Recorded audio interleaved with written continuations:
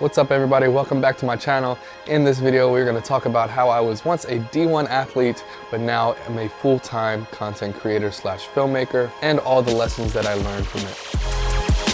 Sowers coming in, it's the box, Sowers cuts it back into the box, flicks it, and it's a goal! Michael Sowers!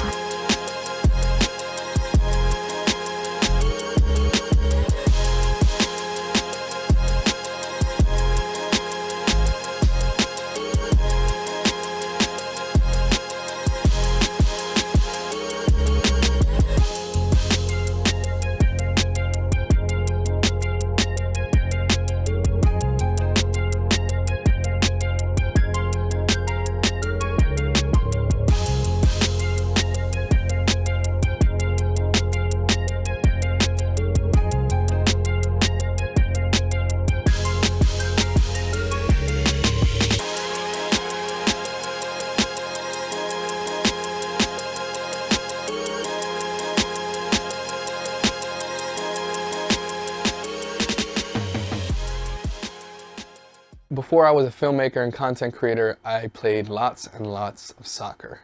It was my entire life up until about 23 years old. I remember starting kicking the ball around when I was 4 or 5. I think I got into organized soccer around the age of 5. I played other sports growing up, but it was real evident that soccer was my thing. I just had a knack for it. You could say I had a natural talent for it, but it soon became an obsession that was worked upon day after day after day.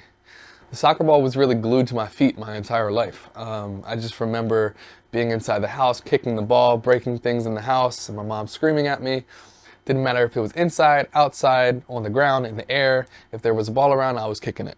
I really remember my growth as a player really started to take off at the age of 9 because I went from just playing for my school team to a club team or travel team, and I quickly realized that the club players were at a different level than me. Most of the guys on the club team had been playing with each other since they were 4 or 5, and they were just exposed to better training than I was. You know, I kind of came late to the party. I was just used to my school team where I would take the ball, dribble down the entire field and through all the players and score myself, but this was not the case with the club team. I was humbled very quickly, and I went from being the best player on the team to the worst player on the team.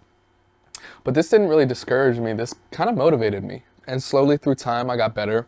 As I began to sharpen my skills and grow a little, like physically grow, because growing up I was always one of the smallest guys, so I had to rely on my, ball control and skill, which ended up serving me in the long run. So leading up to high school, I was playing for the top club teams in the region and ODP, which is Olympic Development Program. I don't know if it's still around or not, but it was essentially getting the best players in the state together on a team to play other states and their best players. I ended up playing 4 years of varsity in high school. But the game really changed for me when I was about 16 because this is when I had finally hit my growth spurt. I just remember being in high school, I was probably like 5 foot tall, 100 pounds, maybe not even, maybe like 95 pounds. So I was really small going into high school.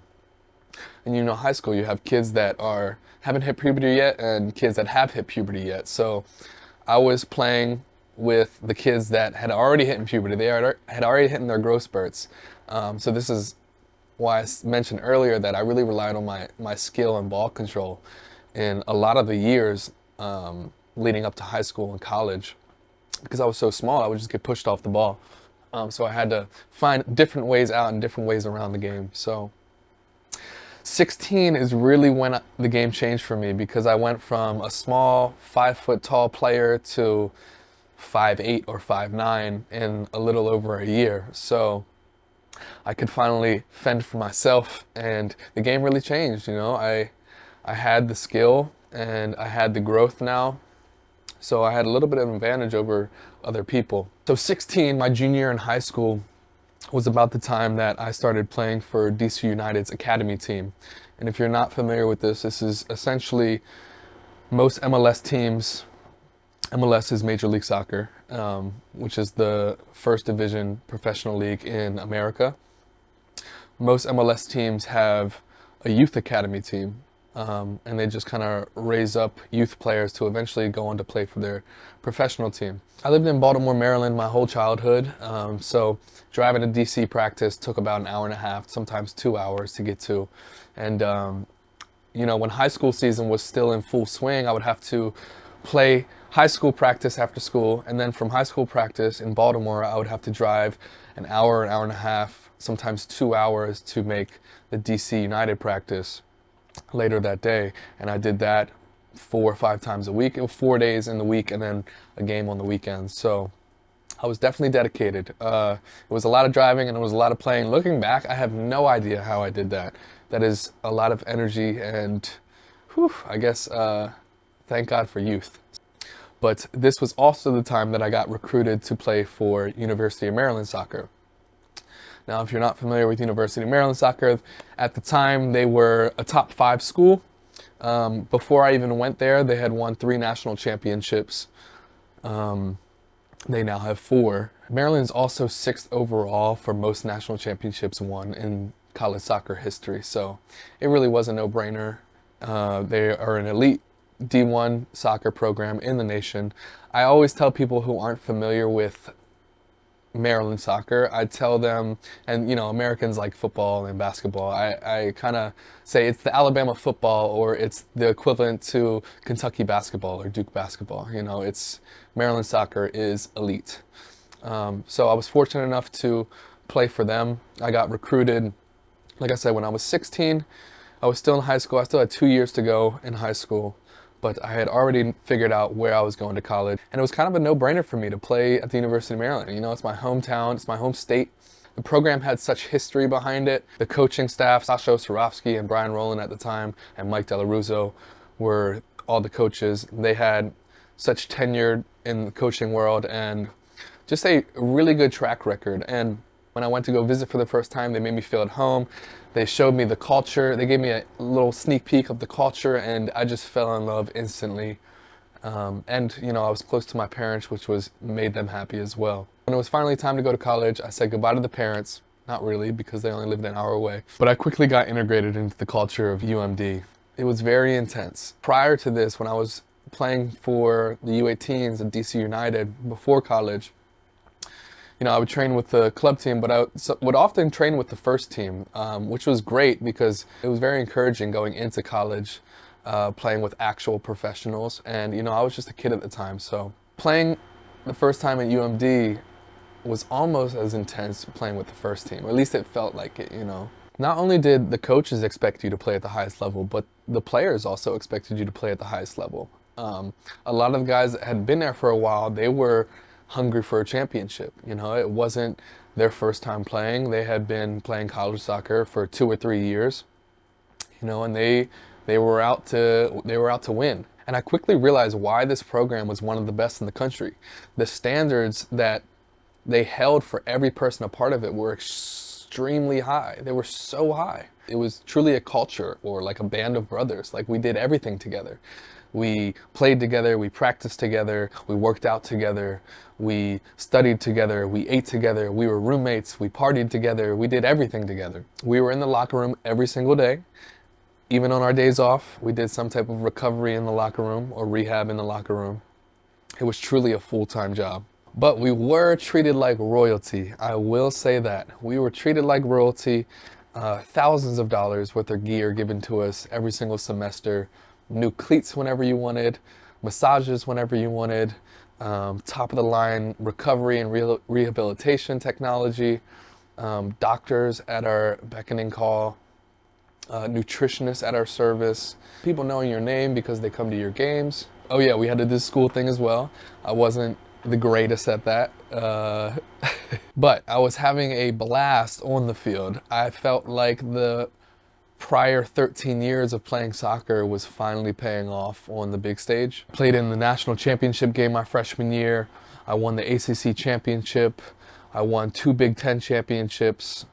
My first year as a freshman, Maryland was ACC, and then sophomore and the years following were Big Ten. My freshman year, I got selected all freshman team alongside Zach Steffen. You might have heard of him. He won the Premier League with Manchester City. He's also one of the US national team goalies. But with all the success and excitement that was surrounding me with soccer, I still did not end up playing professional. And I know what you probably are thinking. What happened? Did you get hurt? No, I did not get hurt. I ended up transferring to San Diego State for my senior year. And you're probably asking, well, why did you do that? And the honest truth was I lost focus. I had a standout year my freshman year. We went all the way to the national championship, but lost against Notre Dame in 2013. For the majority of freshman year, I had a great year. Sophomore year, majority of the year I started. But sophomore year, there was a shift in my playing. I could tell noticeably, and the coaches as well could tell, that I was not fully in it mentally. I still worked hard, I still trained hard as I could, but I wasn't 100% focused. And it reflected in my play, unfortunately. So what happened is junior year, I got benched, because I'm playing at one of the top elite D1 schools. There are people that come in every year. There's freshmen that come in every year and they are hungry to play. So you have to be on your game every single day, every single practice, every single game. And if you're not, you're going to get benched. That's just what happens. I didn't take it personally. I obviously knew that I wasn't playing my best. Junior year, I ended up getting benched for the entire season.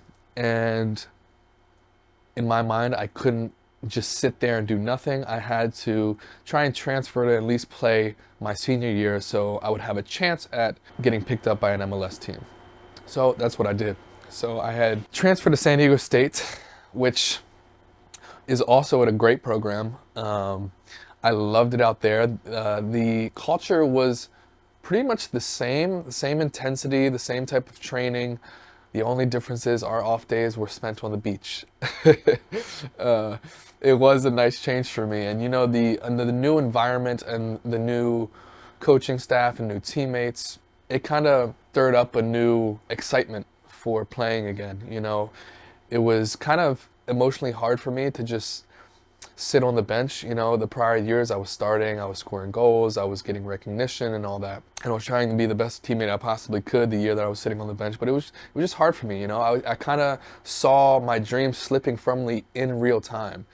So making this move and being with new teammates and new coaches and a new environment was just a fresh start for me. It really felt good. It made me feel like I can make an impact somewhere new. So I went into it with a new mindset, and I think it showed in my play. I had a really good year, a year that I was proud of, and I think a year that my coaches were proud of as well.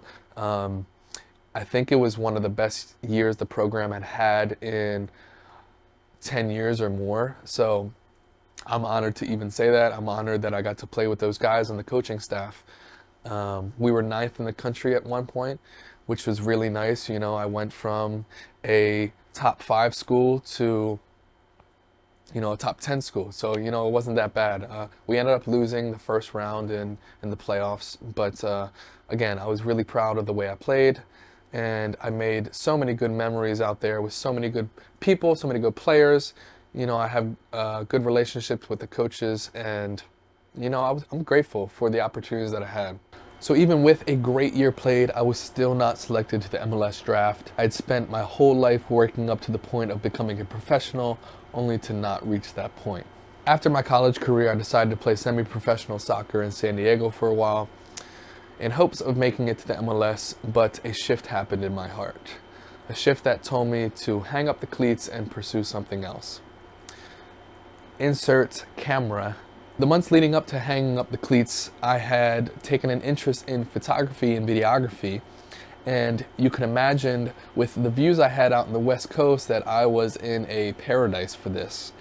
I distinctly remember taking my camera out and just shooting and filming as much as I possibly can, taking in all the beautiful views. Some could say it runs in the family. My dad has been a architectural photographer for around 30 years. So as soon as he saw that I took an interest in photography, he was not hesitant to lend me one of his old cameras. So when soccer had come to an end, I had made the decision to move back in with my parents and work for my dad's photography company. I was fortunate enough that my dad had mentored me on the technical side of the camera, but also the business side of the camera. And I miss mom's cooking, so that was also a bonus. Although I was helping them build their architectural video side of their business, I was not completely in love with that type of work. So I became a freelance videographer, and fast forward 5 years and I've shot in everything from music videos to commercials to documentaries to branded content to short film to fashion shows, you name it. I've traveled to 10 different countries and 3 different continents for my work in the past 2 years. I've got to work with some highly creative people and experience some cultures that I never would have imagined, and I've been creating some of the best work and most fulfilling work of my life. Picking up a camera has truly been one of the biggest blessings of my life. So throughout the journey of becoming a professional soccer player and ultimately not obtaining it, I learned some really good and really hard, valuable life lessons. And there's about 10 of them, and there's no particular order of importance. So number 1, don't put your identity in what you do. For me, I was a soccer player. Everyone knew me as that, and that's what I embodied as my identity. So many people telling you how good you are at something at such a young age, you kind of identify with it. But once soccer ended, I was lost searching for answers, trying to figure out who I was. And I understand why it happens to so many people, especially with work, because work takes up a big part of our life. But work doesn't last forever. For some people, work ends at 5 p.m., and for others, work goes on throughout the whole day and into your family lives. The problem is everyone's work is susceptible to scrutiny. Everyone's work can be judged. It's not wise to leave your identity up to other people's opinions. For the modern person, it could just be one bad Instagram comment that completely destroys your whole self-worth. And if you're not on social media, it could just be one bad month of business that has you thinking you're not valuable at all. I like to think of it as be, do, then have. You first become, then you do, and then you have. I encourage people not to skip the part of figuring out who you are. It's super important. And I'm not just talking to teenagers or people in their 20s or people in their 30s. I'm talking about to old people too. You'd be surprised how many old people really haven't figured out who they are as a person. They're kind of just a different version of who their parents were. Same beliefs, same values, same thoughts, never actually deciding for themselves what to believe. Lesson number 2, you can lose something a lot quicker than you can gain something. For me, I spent 19 years pursuing a professional soccer career only to come up short. And the reason for this was because I let my foot off the gas for 5 months. That's it, 5 months. 19 years of training, 19 years of hard work, 19 years of games, 19 years of practice, 19 years of blood, sweat, and tears given up in 5 months. One season, that's all it is. One season is 5 months. Now, I played on a level where professional scouts were at every single one of our games. They are looking for the cream of the crop to bring up for their professional teams. One game, one bad game in front of them could take you off their list of potential signings, let alone one season. Think of it like this. It is a lot harder to lose weight than it is to gain weight. And it takes a lot more time to lose weight than it does to gain weight. Lesson number 3, it is never too late to embark on a new journey. Now, when soccer had ended for me, I was only 23 years old. And I know what you're saying, Mike, that's super young. And you're 100% right, that is super young. But when all of your friends are graduating college and getting jobs and careers right out of college, it is a little discouraging. Not to mention the pressure that society puts on you to get a job right after college. But looking back, and as I make this video, I am 29 years old, I still think I am young to embark on a new journey. I don't think there is an age that it will ever be too late to pursue something new. There's a story of my parents that I really, really admire, and it was when my mom first got pregnant with my oldest sibling, which is my sister. They were about 30 or 32, somewhere around that range. My dad had been an airline pilot when he had first met my mom. That had been his career leading up to when he met her. When my mom got pregnant, my dad decides that he wants to switch careers, and just thinking about that gives me anxiety because, you have a child on the way, you have a new house, you have all these bills to pay. How are you going to bring in money? Fortunately for my dad and our family, that my mom was able to financially support him in his transition from being an airline pilot to a photographer. But it just shows you that even with all the responsibility, it is still never too late. And my dad has had a thriving photography and video business for 30 years now. So shout out to the parents. Lesson number 4, life is not linear. So I remember growing up, specifically in school, and sometimes pressure from, family. We are often pressured to figure out what we want to do with our lives at a very young age. And I can remember being in high school and being like a sophomore. And so like you're 15 and teachers are saying, you better start thinking about what you want to study for in college, or you better start thinking about what you want to major in college. And it's like, I don't even know what I'm about to have for dinner tonight. I don't even know what I'm about to do this morning. All I know is that I have practice later. And that's really how I thought. It's kind of a pressure that is imposed on us from every angle. I never knew what I wanted to study in college. Nothing really interested me, and the things that did interest me, I couldn't get into the programs because my grades weren't good enough. This is how the world, at least the educational system in America, thinks our lives go. We go to school, we get a degree, and we find a job, and the rest is history, happily ever after. Now, when I put it this plainly, it's easy to say that life is not like that.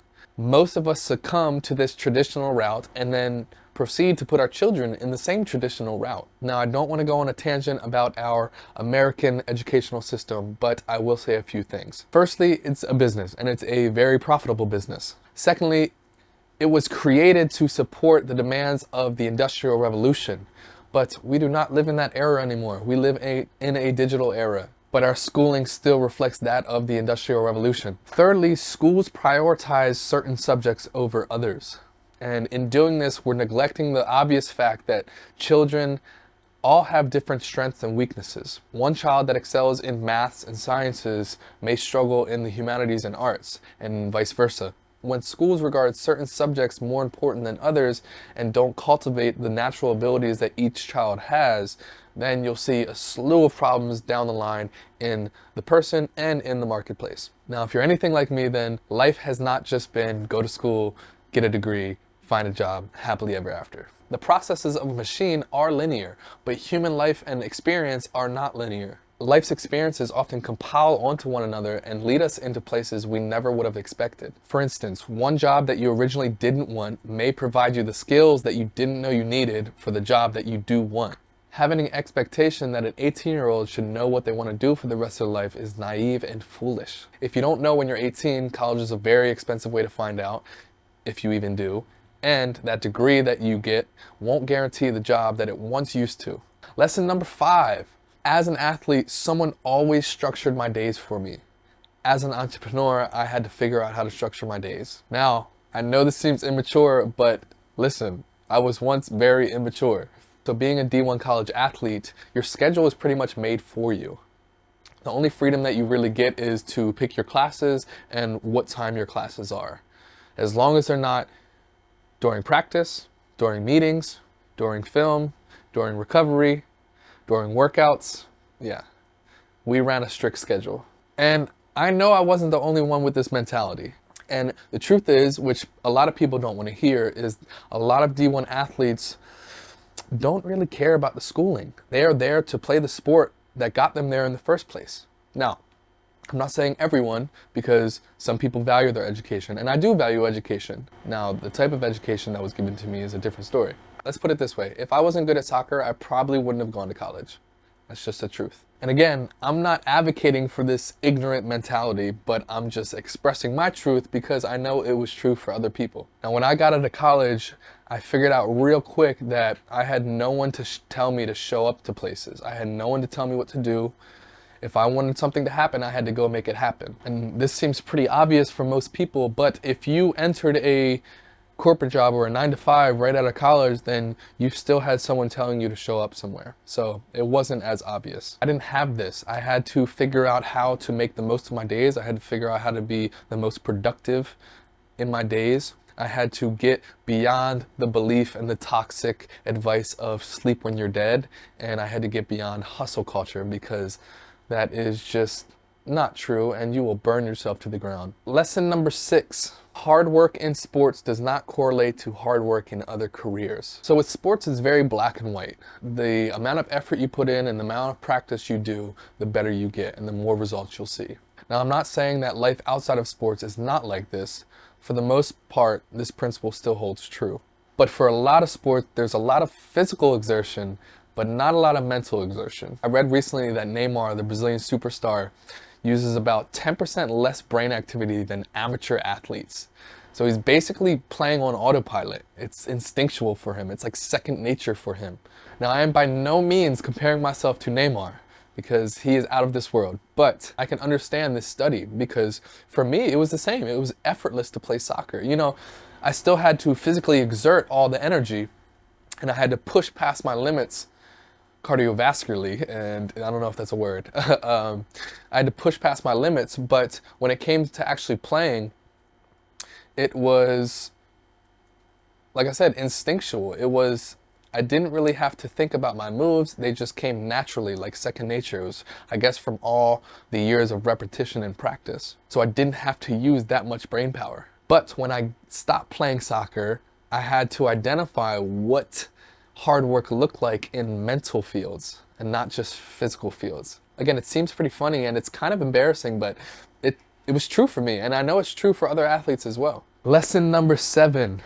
Recognition and praise can distract you if you let it. Stay humble. Like I said, I was always known as the kid who played soccer. I had people telling me from as early as I can remember, maybe like 6 or 7 years old, of people just saying, "Oh my gosh, Michael, you are so good at soccer. You are so talented." All the way up through my entire soccer career. Now, I always considered myself humble, and that's how I was raised, but I did sense a development of entitlement throughout the years, especially in college. Like I said, we were treated like royalty.